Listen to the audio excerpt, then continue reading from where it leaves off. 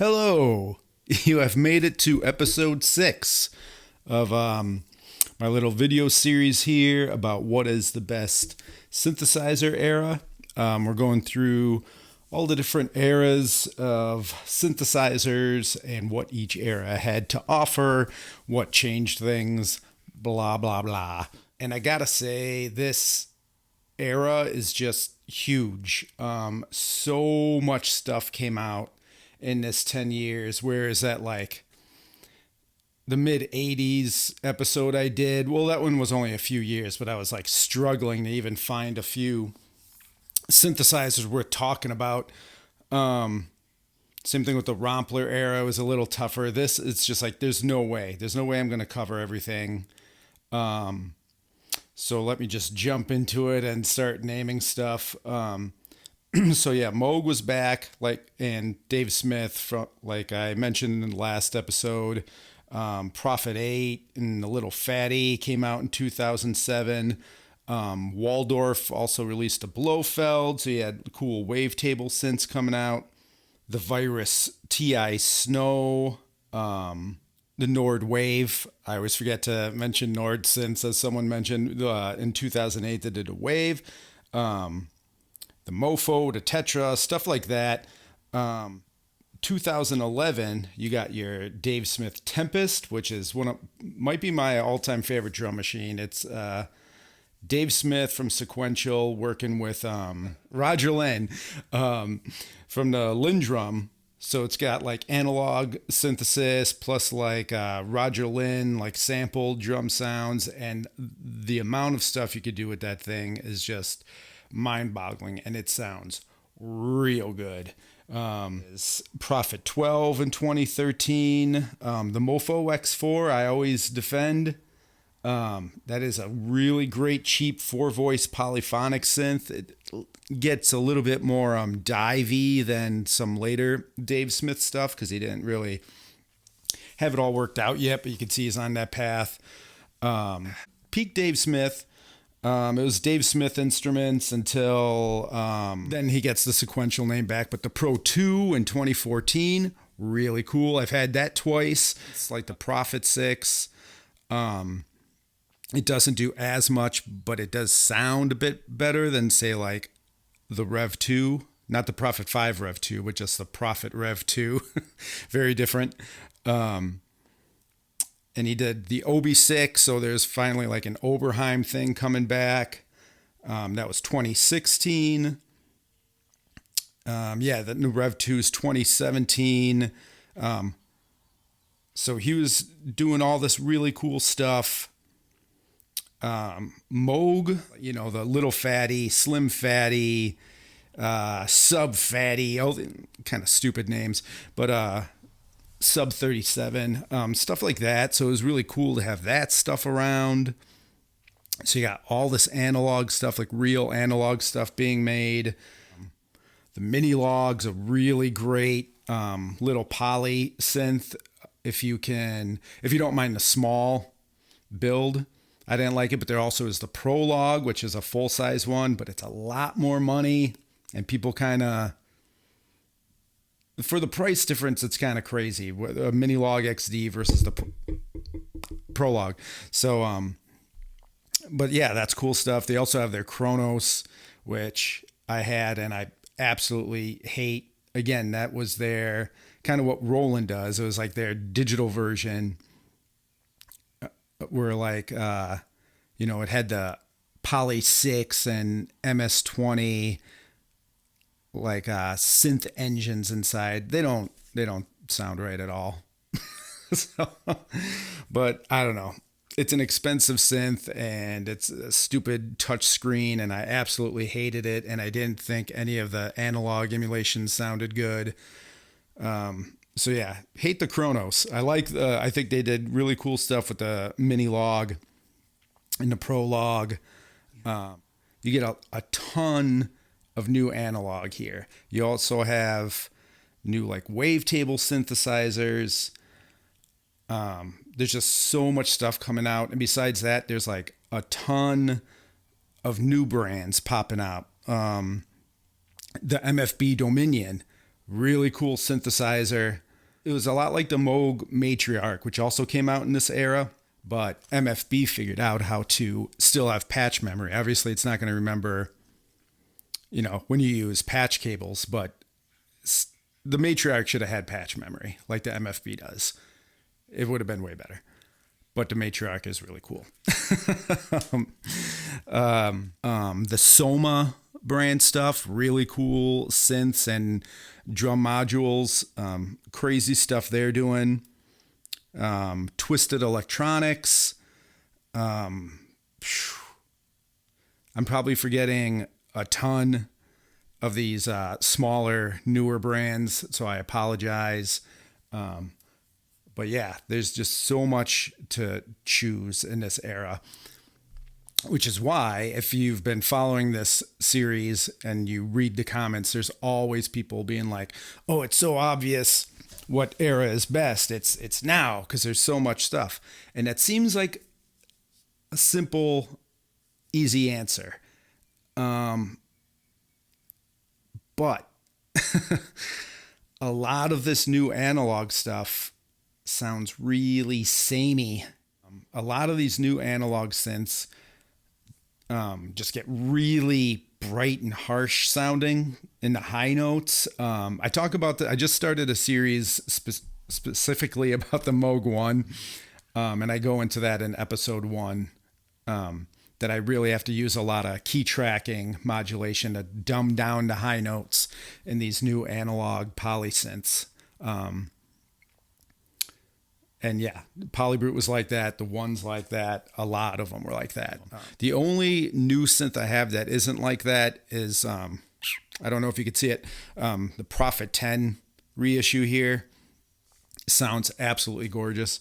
So yeah, this era, pretty awesome, pretty great, which if you go back and watch the first episode of this series, I specifically talk about how every brand sounds different. They all have their own thing going on. I don't know if it's because everyone's using the same parts or what it is, but if you were to buy a bunch of analog stuff now, all gonna kind of sound very samey. Luckily, there is cool hybrid synths. There's cool digital synths. A ton of stuff to pick from. Absolutely.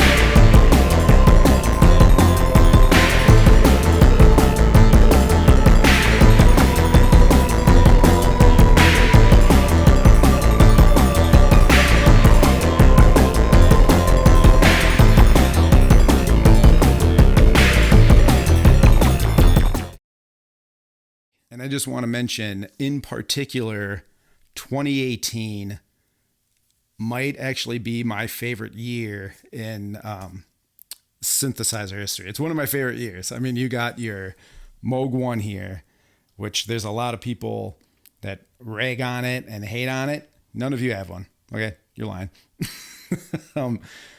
Wonderful machine. Absolutely one of the best machines around. You also have the Prophet X, which I think is really cool.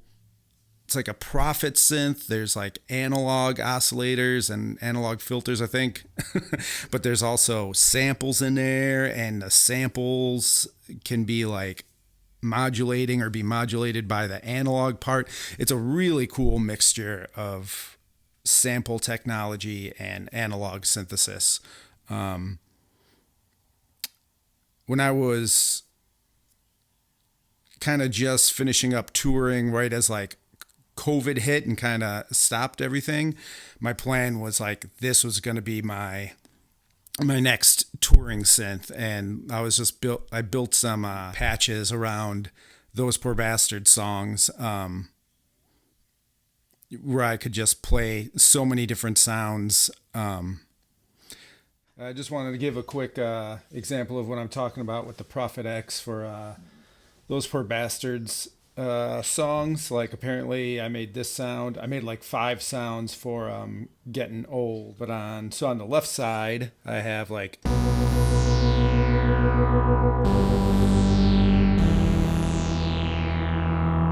So it's kind of an analog synth sound, but there's an organ in there, a bunch of effects.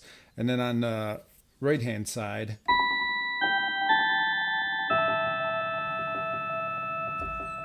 it's this weird, like sampled piano sounds and weird delay.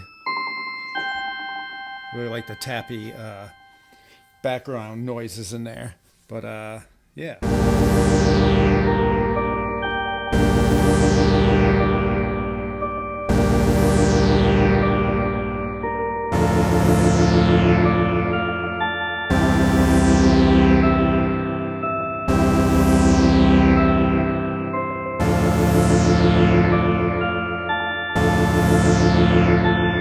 Something like that. Another one I did, Sick and Alone. So on the left side, I got like string sounds. Again, I tried this, like I have like 4 variations in here, but...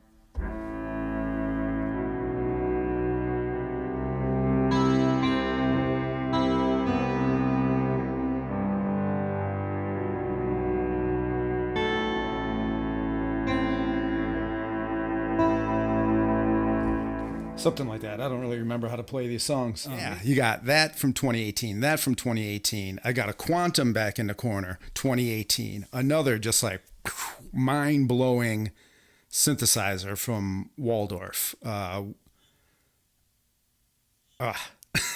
should really just do a whole series on that one as well, because that one... there's different oscillators, but every oscillator could be a totally different synthesis style. You got samples, you got virtual analog, you got FM synthesis. It's and there's analog filters in it. The Prologue was 2018. Oh, the River synthesizer, that I don't have one. It's a French company, another one of these new brands. Big, beautiful, polyphonic analog synth. From what I hear, the sound is much nicer than the Moog one, but it doesn't do anything, like the Moog one can do. So it's one of those things. Very pricey though, so I'm not going to be picking one of those up anytime soon. Then 2019, the Matriarch came out, and it's kind of where I think Moog's done. Is their last big, well-made synthesizer, and I think they knew what was coming, that they're going to have to build smaller, cheaper stuff. So I think that was their gateway to get people interested in modulars. So instead you'd be buying their little like Mavis and stuff like that I think are grossly overpriced kind of crap. I don't know. I have no interest in those. Roland in this era, like I mentioned in the last one, I think the V-Synth was their last good synthesizer. And I will give them credit for the JDXA, which is very flawed, but in my opinion, it seems like the last time they tried to do something that was like half analog, but also had like the JD800 style waveforms in it. So pretty cool, like hybrid, but it's got a lot of like weird bugs and weird, like, why can't it do that kind of thing? So it didn't come out that great. And I think because it had bugs, that was the last straw. And they say they're never going to do anything analog. But the problem with Roland is, so on one hand, they're like, we don't want to just reissue like old analog stuff and like remake analog stuff because we look forward.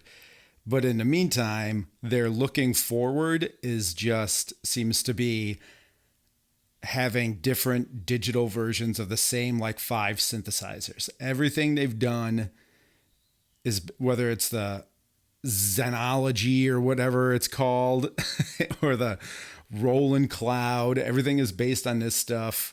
It's just software, and it'll always have like the Jupiter 8 synth engine, the Juno synth engine, the JX3P synth engine, stuff like that.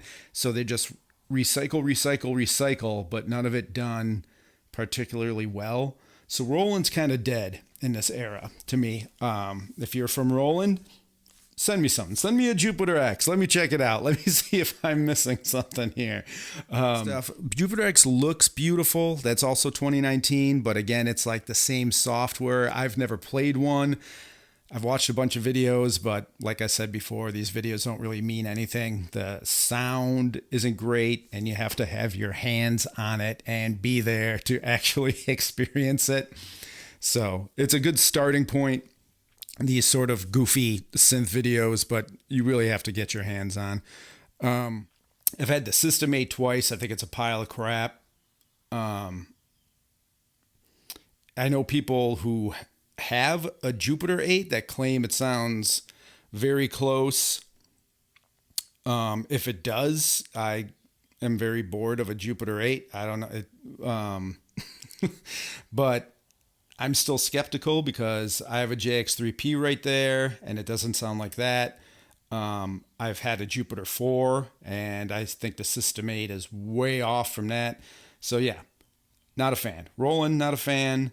Yamaha, in my opinion, has been dead since I think the last synthesizer I'll even consider is like the EX5 or something. I think they have like the CS6X was like a decent virtual analog I mentioned in the last episode. But at this point in this era, they're basically selling keyboards to churches and cover bands.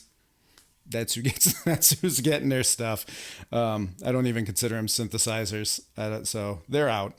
The Summit, another great one from 2019. The Solaris, the Bowen Solaris, that's another one I've really wanted. That came out in 2012. Like the Polybrute from 2020. One of the biggest bangs for your buck synthesizers there is out there, especially now that they've dropped to like $1,600 because the new one came out. You can get a 6-voice Polybrute for $1,500, $1,600. It's a great poor man's one. It doesn't sound anywhere near as good as the one or do anywhere near as much as what the one can do.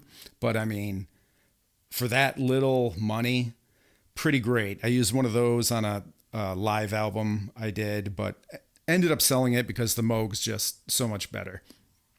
Also, the Schmidt came out in 2020. If you really want to have your mind blown. I thought about selling a bunch of stuff just to buy a Schmidt, but I think they're crazy. Like, I don't know, 20 grand or something. I don't remember, but I know I figured out what synthesizers I could sell to buy one, but then I ended up reading reviews by people that have them that say the low end isn't that great. And I was just like, if I'm spending that much money on a giant synthesizer, it better be able to make my walls just crumble. But also really cool that thing has been made. Also, I should mention all the people that passed during this era. It's really kind of sad. We had all these classic designers come back, and then many of them died in this era. But yeah, we got Bob Moog died in 2005. The Little Fatty was the last synth that he actually worked on. Dave Smith died in 2022, so right after this era. Chris Huggett, who originally was Electric Dream Plant, like the Wasp, and went on to do the Oscar. He worked for Akai. He then worked for Innovation, like Base Station and stuff. And then in this era was doing like the Peak and the Summit. He died in 2020.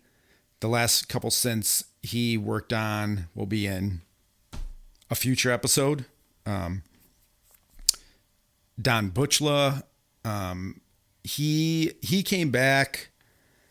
Butchla, it was like BEMI or something, and they clashed. He ended up suing them, and then now there is a Butchla USA company that still is selling his stuff. But yeah, he passed in 2016, and Alan R. Perlman passed in 2019 from ARP. There's probably others. Those are the big names that I remember and made sure to write down to mention. But I also wanted to give a shout out to some new guys that I've noticed. Glenn Darcy, he worked on the Matrix Brute, which I forgot to mention. Awesome synthesizer. It's also one of the best value synthesizers you can get. I think you can get them for about $1,000. But he worked on that. He worked on the Micro Freak, and then he left Arturia to work. He did the Hydrasynth. Another one I forgot to mention. Hydrasynth, also in that category of it does an amazing amount of things. It looks great. It's really easy to use. I think it sounds like a VST. I don't like VSTs. I've owned a Hydrasynth at least four times. I've bought it and then just been like, I don't like the sound. It has a ton of filters. But like no matter what, there's something about the sound I don't like. I look forward to what that company does next. I keep an eye on them. It is a really cool synthesizer.